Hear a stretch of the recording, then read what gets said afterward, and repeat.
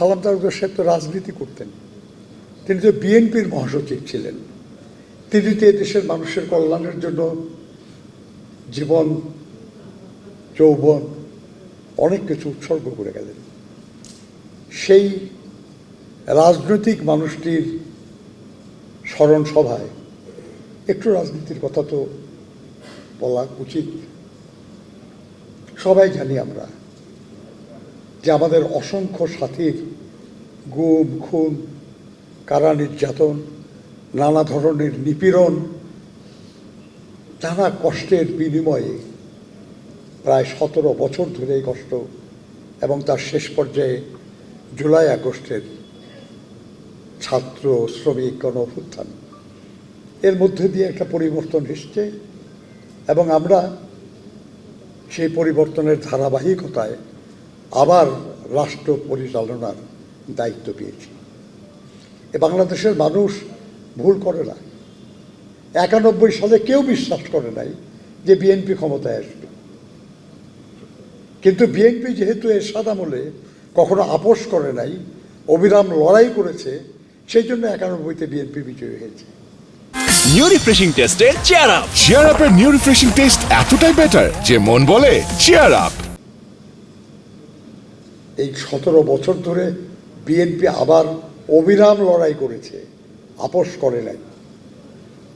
এক ধরনের হাইপ সৃষ্টির চেষ্টা হয়েছিল এই নির্বাচনের আগে যে বিএনপি জিতছে না, অন্য কেউ জিতছে।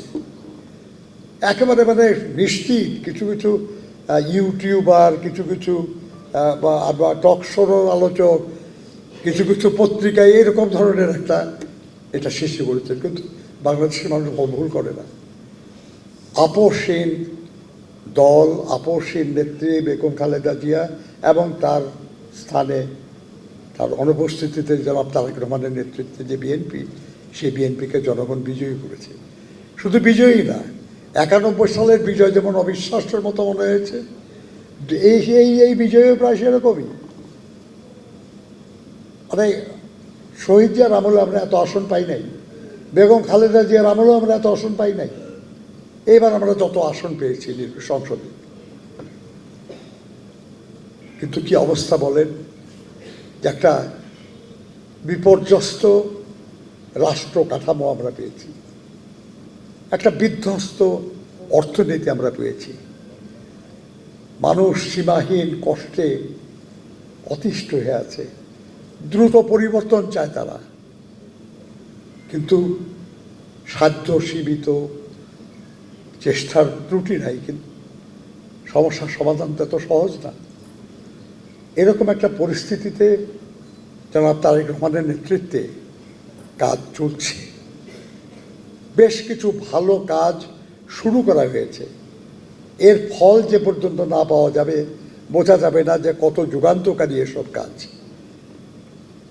কিন্তু এই কাজগুলির সম্পাদনের জন্য যে শান্তিপূর্ণ অবস্থা দরকার, আমরা বুঝতে পারতেছি যে সেই সময় বিরোধী দল হয়তো দিতে চাইবে না। কারণ তারা মনে করে যদি সময় পায় বিএনপি, আর যদি তার কাজে সাফল্য অর্জন করতে পারে, তাহলে তাদের জন্য ভবিষ্যতে ক্ষতিকারক হবে।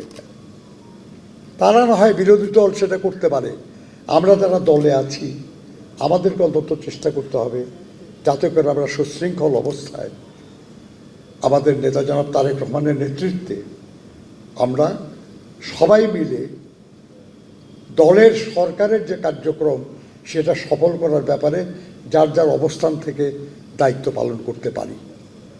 আজকে সালাম তালুকদার বেঁচে থাকলে আমি জানি না যে আমি যেভাবে বলছি এভাবে এর চেয়ে অনেক ভালোভাবে, কিন্তু আমি নিশ্চিত যে একই কথা বলতেন। আমরা তারা তাকে ভালোবাসি, আমরা তাকে স্মরণ করছি এবং মুখে মুখে স্মরণ না, তার যে ভাবনা চিন্তা ছিল সেটাকে ধারণ করব আমরা। প্রিয় সাথী ও বন্ধুগণ, যারা এই আয়োজনে সহযোগিতা করেছেন, যারা দয়া করে উপস্থিত হয়েছেন, আমি সবাইকে স্মৃতি সংসদের পক্ষ থেকে আন্তরিক ধন্যবাদ এবং কৃতজ্ঞতা জানাই। আপনাদের কাছে এর আগে বলেছিলাম আমরা আন্দোলন, সংগ্রাম, জেল, জুলুম, এই নানান কারণে আমরা করে উঠতে পারি নাই। আমরা এই স্মৃতি সংসদটাকে একটা ফাউন্ডেশনে পরিণত করার সিদ্ধান্ত নিয়েছি। আমরা চেষ্টা করবো ইনশাল্লাহ আগামী যে স্মৃতি আমাদের যে স্মরণ সভা, সেই স্মরণ সভা যেন আমরা স্মৃতি সংসদ না ফাউন্ডেশনের নামে করতে পারি, সেই চেষ্টা আমরা করব। এই ব্যাপারে জামালপুরে যারাই আছেন সবার কাছে অনুরোধ, জামালপুর না খালি সারা দেশে সালাম তালুকদারের অনুরাগী যারা আছেন আমাদের সহকর্মীরা, তাদের সবার সহযোগিতা চাইব আমরা।